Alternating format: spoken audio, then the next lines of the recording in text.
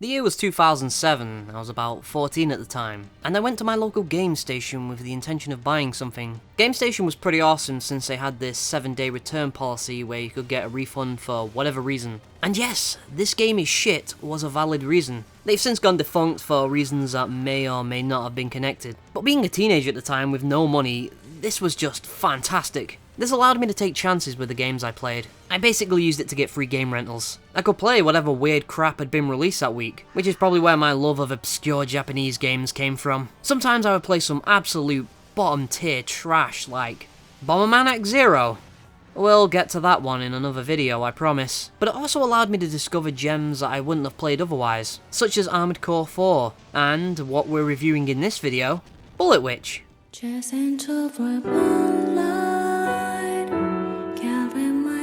I love this game as a teenager and nobody could understand why. Now, close to 10 years later, I find that I still totally love this game, and nobody still understands why. Well, I'm gonna tell you in this video. It's far from being a perfect game. It's rough in places and not particularly well designed, but there's just something so unshakably fun about it that I can't quite put into words. I'm gonna try though.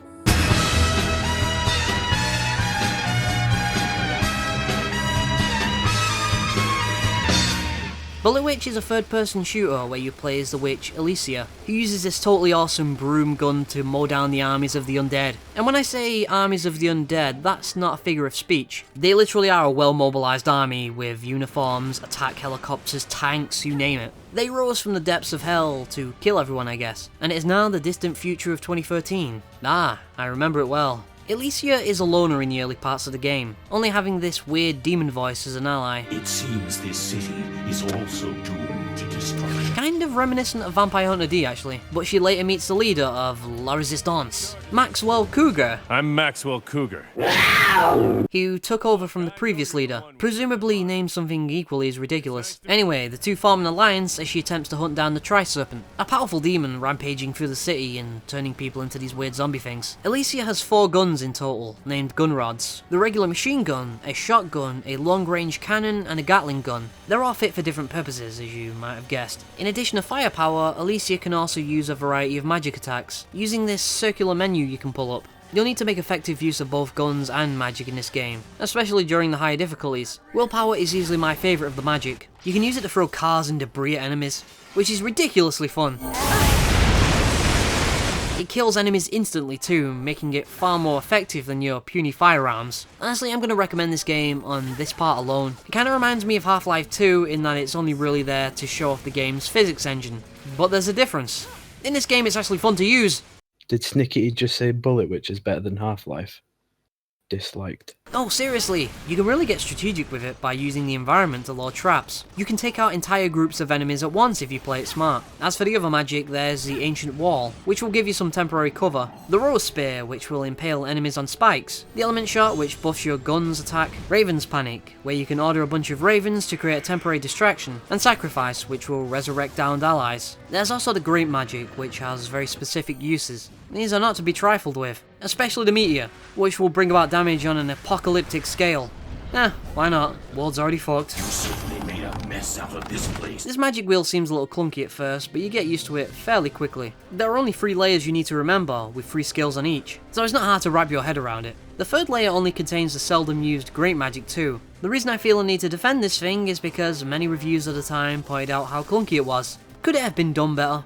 Absolutely, but I never had a problem using it. If anything, it's the bumpers on the 360 pad that make it clunky to use. These things have always been terrible and unresponsive. Another thing quite heavily criticised at the time was the delay between pulling the right trigger and actually firing the gun. Alicia will drop the gun to her side after a few idle seconds, and she's a little slow bringing it back up when you fire. It's not ideal design for a fast-paced shooter, but it's not that big of a deal. With the pace the game moves at, you'll hardly even notice it, let alone be put at a disadvantage because of it. I know I'm starting to sound like a Bullet Witch apologist, and I kind of am, but I assure you there's plenty of genuine bad in this game that I'll get to. For a start, the balance of the magic and guns is very uneven. There's a lot of skills to choose from, many of which can be unlocked on the upgrade screen. You won't even get close to unlocking everything on the first playthrough though, so you might think there's a lot of different ways of playing through this. And there is. But make no mistake, there's a right combination of skills, and there's a dead wrong one.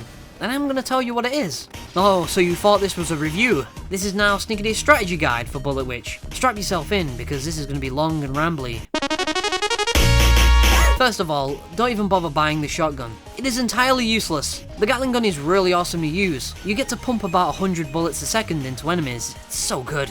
But if you're relying on the Gatling gun, you are playing this game the wrong way. You're playing it as a running gun shooter, which you can get away with on normal and hard mode. But beyond that, you'll have to rely more on magic. You're probably wondering why you would ever play this thing on chaos difficulty, and God forbid, hell difficulty, but let me explain. This game doesn't use difficulties in the traditional sense. It's similar to Earth Defense Force in that the next difficulty is balanced for a new game plus. You don't start on hard, you start on normal and then you move on to hard with all your upgrades. The higher difficulties also give you more skill points. It's going by JRPG rules basically. These aren't difficulties, these are harder dungeons to grind in. So if you keep going, you're eventually going to get to chaos mode, where you need to get good in order to survive. Bullets kill you really quickly and enemies are damage sponges, more so than they already are. Element Shot is by far the most overpowered magic skill in the game, especially when you upgrade it to level 3. It's far more powerful than that sexy Gatling gun. The Element Shot, as the name suggests, infuses your bullets with elemental damage. Extra oomph. This shotgun is still completely useless however, even with Element Shot. But the machine gun laced with fire is by far the best. Once you have this, there's not a damn thing this game can do to stop you. So your priority should be to upgrade the machine gun and Element Shot to max. Also max out your health and magic gauge. Especially the magic gauge. Make sure you buy the cannon, but don't upgrade it for a while. It's basically a sniper rifle and lets you safely take out tanks from afar, should you find yourself low on magic. As for the magic, definitely upgrade willpower, because it's awesome. But it's not essential. Rose Spear is useless. It takes too long to cast, and by that point everyone's scattered from its effective radius. What the fuck is this piece of shit? It's truly the worst ability in the game next to Sacrifice, but at least that can be used to buff your rank, more on that later. Raven's Panic is awesome on higher difficulties and makes a good addition to your OP Element Shot strategy. And finally, Ancient Wall is fine, but you don't really need to upgrade it. I figured all this stuff out on my own from playing through it so many times. Call it a mindless shooter if you will, but you can't deny there's more going on here. It punishes you for over-reliance on guns, and forces you to play with all the tools you have. Interestingly, the guns were weakened in the Western release because they thought we wouldn't appreciate this. But that's not to say your guns are to be ignored, nor are you allowed to spam magic. There's a delicate balance going on here. Your magic regenerates automatically, but there's a cap on the maximum amount. This maximum decreases every time you use a magic attack. The only way to restore the maximum is to kill enemies without magic, either with your guns or melee attacks. This adds an extra layer of strategy to the gameplay. It's possible to put yourself in a pretty bad situation if you're not careful. If the magic drops too low, you won't have enough to use magic at all, and you won't be able to reload your weapons. Yeah, your guns use magic to reload, but they don't drop the maximum amount. I've seen some reviews claim that this is broken because if you can't shoot the gun, how are you supposed to get the magic back needed to reload the gun? This is true for the cannon and Gatling gun, which use more magic, but not for the machine gun, and that useless shotgun, I guess. It can't drop low enough to render you defenseless. Give the devs some credit. The whole balance is something I really enjoyed about the game, and something most players will probably overlook. Especially if you're not crazy into this game like I am. But there is a lot of fun in this, even if you don't plan on doing New Game Plus grinding. It's satisfying on a single playthrough, I suppose, but you're really missing out on a chunk of the weapons and abilities. It was clearly made with multiple playthroughs in mind, which is why I put so much focus on it. Strangely, this game gives you more skill points the better your rank is. Rank is determined by how quickly you beat the mission, by how many enemies you killed, and how many civilians survived. That last one is where the sacrifice ability comes in handy, by the way. But if you were doing really badly at this game, you would get less skill points, which means you'd be weaker in the later parts of the game, leading you to do even worse. Likewise, those doing really well probably don't need the extra skill points, but they would do even better because of it. It's a pretty ill-conceived system. It's also easily fixable. Just make the skill points you earn consistent. But this bad design aside, it's another example of this being more of a grind fest than most other shooters.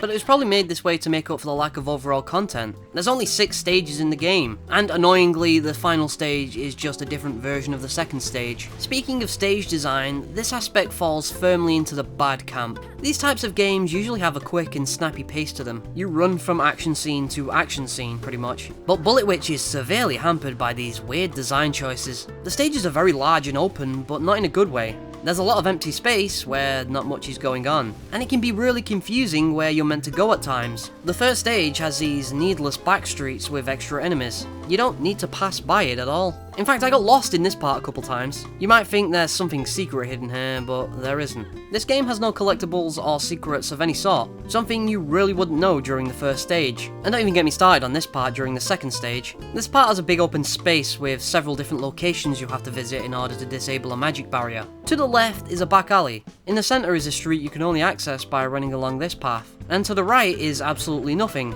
Well, there's an airdrop of enemies, but nothing you need to advance in the stage. The problem is you'll most likely run back here multiple times wondering if you missed anything, because you probably missed a hidden alleyway on the left. This happened to me so many times, even after I already played through it. It's such a wide area, and Alicia runs so slowly. You'll be doing this a lot, trust me.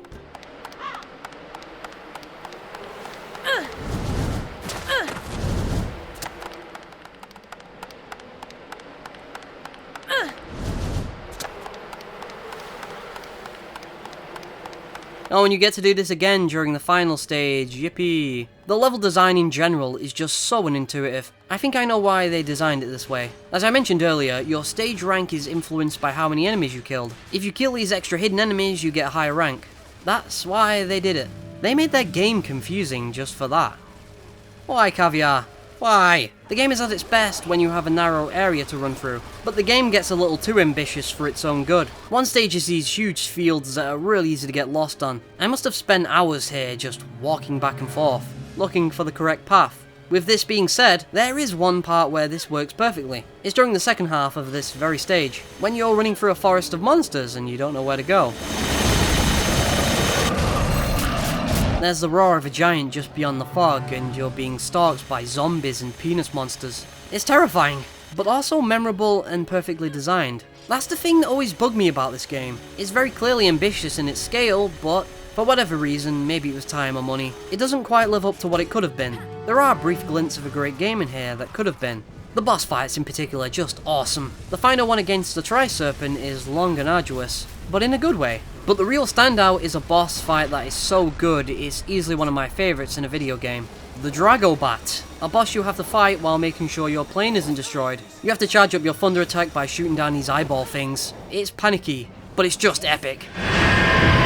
There's also a lot of different ways of doing it that you have to figure out yourself, like knowing the best place to stand. I always go with the front of the plane myself, but on average there's a blandness to the design of areas. It's a sense of emptiness that is often found in lower budget Japanese games. It does help with the apocalyptic feel of the game though, even if it does slow the gameplay to a crawl. I do think the enemies are very well designed too, in spite of what many reviews at the time said. You'll mainly be fighting the Geist, and I love these guys so much. They have the most cheesy and sadistic lines. Game over. There's also the highly annoying sniper variant, which can kill you in one shot.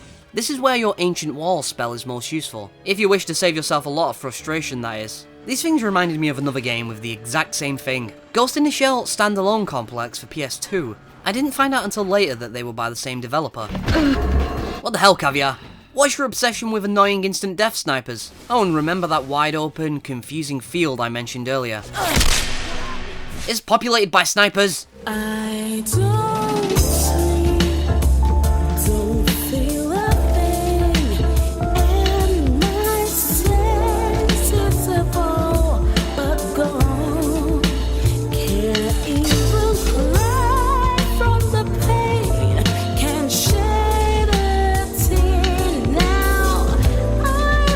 This game has an obsession with instant death in general. If you're even close to the giants when they fall, you are just so dead.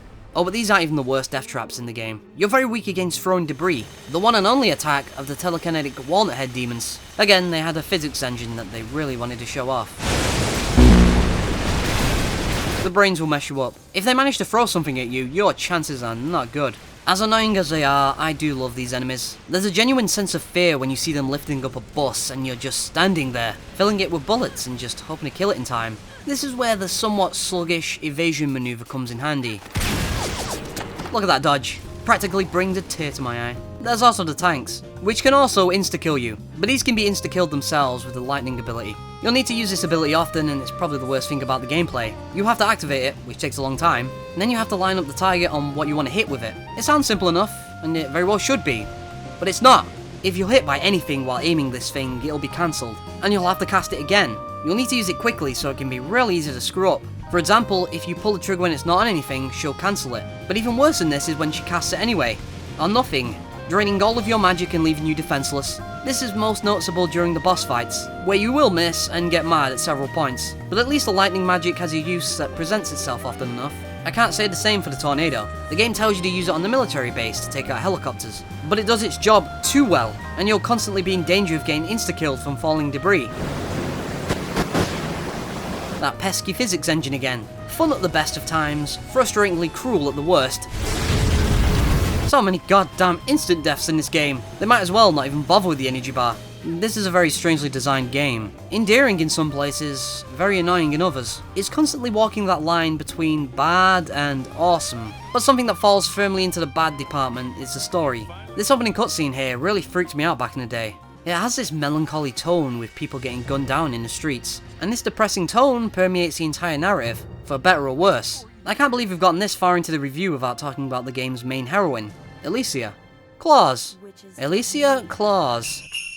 That name is so stupid. Anyway, Alicia predates Bayonetta as a sexy, gunslinging witch. But while Bayonetta had a fantastic voice actress and an actual personality, Alicia simply does not. She's just kind of a monotone bore with very little interest in the things going on around her. She has a single-minded determination to kill the Tri-Serpent, and it isn't until the end of the game that we get any kind of deeper characterization. They do attempt to give her some life through her interactions with Maxwell, who's constantly trying to get some kind of human reaction out of her. Not very friendly, are you? It would have been nice if he actually succeeded, but nope, this game has a terrible ending. The first two stages are you trying to get to the Tri-Serpent, only to learn that he's just too powerful. Then you escape into the sewer with Maxwell and his other resistance buddies and learn the truth about the undead. You want to get rid of those bastards?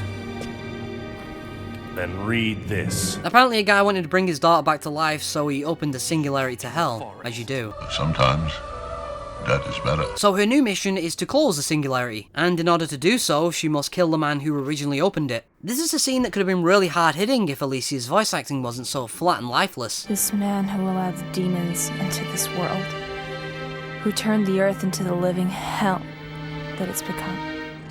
I will always love you, Papa. So yeah, here the big twist is revealed. Alicia was the girl who died in that plane crash and brought back to life, with magical powers, and a disembodied voice that follows her everywhere, for unexplained reasons. Hey, do you think she came back from the dead dressed as a goth, or was that something she changed into later on? The funny thing is, the game kind of implies it was the former. When I came home, she greeted me in an outfit I'd never seen before. Apparently, she'd been clothes shopping with a friend today. I would have preferred something less showy. I'm gothic. Dad, stop flaming, okay, if you don't lick it. Getting back on subject, I find this twist to be the only interesting thing it does with its story and characters. The game even spoils this in a way you wouldn't have noticed on your first playthrough as well. The man's diary tells you his daughter died in a plane crash, and when Alicia is flying on a plane later on in the mission, she has a flashback to that very same plane crash. So the gate to the demonic underworld is closed. No more demons can invade. So you'd think the game would end here, but it keeps going for some reason. Alicia still hasn't defeated the Tri-Serpent boss, who she's now able to beat with Maxwell's help. You know, I can't help but like Maxwell. He's so cheesy and his voice acting and dialogue is so enjoyably bad. It took me a while to put my finger on what it was about this character that made it so silly, but I think I finally figured it out. He comes across as an 8-year-old pretending to be a badass military guy. I'm in charge of these troops. Sure you are, Max. But it's time for bed. But at least Max has some semblance of humanity, albeit in a Resident Evil 1 kind of way. But I'll never get used to seeing a buddy die! Unlike that brain-dead, dull-as-dishwater Alicia. Hi, my name is Alyssa Claus. I have long, ebony hair with green streaks that reaches my mid-back, and icy blue eyes like limpid tears. A lot of people tell me I look like Amy Lee. And if you don't know who she is, get the hell out of here. I'm a goth, in case you couldn't tell, and I wear mostly black. I love Hot Topic, and I buy all my clothes from there. Just look at her during this scene. She's very pretty, sure, but she's so devoid of energy. In fact, she looks like she smoked a bowl now that I think about it. Good God, you fought a dragon on top of an aeroplane. You can create tornadoes, thunder, meteor storms at will. Lighten up, love. As I said before, this ending just sucks. It's infuriatingly anticlimactic. You think after all she's been through with Maxwell, she might embrace her humanity a little more. But she doesn't even accept his invitation for a helicopter ride. All because the voice in her head told her not to. She's not even allowed to have a character arc. Why would this game end on this scene instead of the one from earlier in the game, which had actual weight to it? I think someone was sequel baiting, weren't you? See ya. So that is Bullet Witch. It's not a very good story. It feels rushed, ill-conceived and unfinished. And this also applies to its gameplay, which could have been so much more. If only there were better designed sequences, more thought put into its balance, and much more variety in its environments. Visually, the game is pretty desolate looking. Lots of use of heavy shadows and strange unnatural lighting. So as we draw to an end here, you probably noticed that in spite of what I said at the beginning of this review, that I love this game, I've been extremely critical towards it. So why do I like this game exactly? It takes me back to a simpler time, when these types of games were actually fun to play, before the dark times, before Gears of War, when our shooters had to have cover-based mechanics, making them significantly less fun. Bullet Witch may not live up to what it could have been, but it managed to stand out as a memorable, enjoyable title that I can still go back and play to this day. I must have played about 100 shooters between the years of 2006 and 2009, but this is the one I remember. Well, listen, Lost Planet, but we'll get to that one another time. And I suppose it's a love it or hate it type affair. Look at these comments I found under a trailer for the game. Loved this game! Game is trash, writes another. Well, Visser1978, I'm glad I'm not the only one, but this game did sell extremely poorly, so I don't think we'll ever get that sequel. The identity of the voice in Alicia's head will forever remain a mystery only I want solving. There were also some DLC missions that I remember playing back in the day. They were mainly challenge versions of previous stages, as I recall. I do not remember all of these crazy outfits you could download for free though. These were quite the surprise. I became quite fond of the pixie and sexy secretary costumes. They make a nice change from that boring gothic look. Special thanks to Raven, my gothic's blood sister. WTF, you're supposed to read this 1111. Anyway, I've been SnicketySlice. Bullet Witch is awesome, don't let anyone tell you otherwise. Hey, Raven, do you know where my sweater is?